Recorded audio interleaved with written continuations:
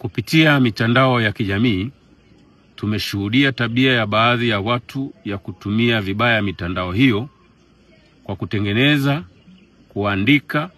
na kusambaza maandishi na picha mjongeo za kuhamasisha watu kufanya vitendo vya kihalifu ambavyo ni kinyume na maadili, utamaduni wa Mtanzania na kinyume na sheria za nchi. Vitendo hivyo vya kihalifu vinavyosukumwa na dhamira ovu, pamoja na kwamba ni kinyume cha sheria za nchi, vimekuwa vikisababisha hofu na taharuki kwa wananchi wema walio wengi kuliko wao bila sababu zozote za msingi. Tabia hizo na vitendo hivyo vinatakiwa kukemewa na kupigwa vita na mtu yeyote yule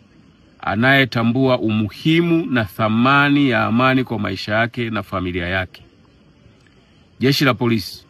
linaendelea kuhakikishia Watanzania kuwa litaendelea kuwasaka na kuwakamata na kuwafikisha katika mamlaka nyingine za haki jinai kwa hatua za kisheria kama ambavyo limefanya kwa waliokwisha kukamatwa, ambao bado wanaendelea na uhalifu huo na hawajafikiwa na mkono wa sheria. Wasijidanganye, bali watambue kinachosubiriwa ni muda na ukamilishaji wa taratibu za kuwafikia wakati wowote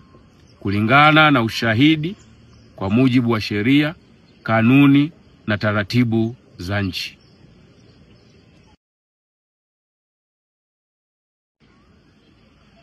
Kupitia mitandao ya kijamii,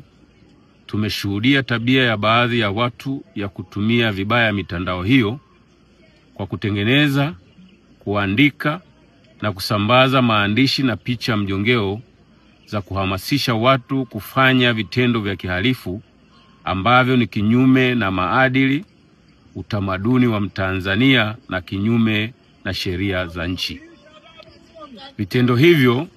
vya kihalifu vinavyosukumwa na dhamira ovu, pamoja na kwamba ni kinyume cha sheria za nchi, vimekuwa vikisababisha hofu na taharuki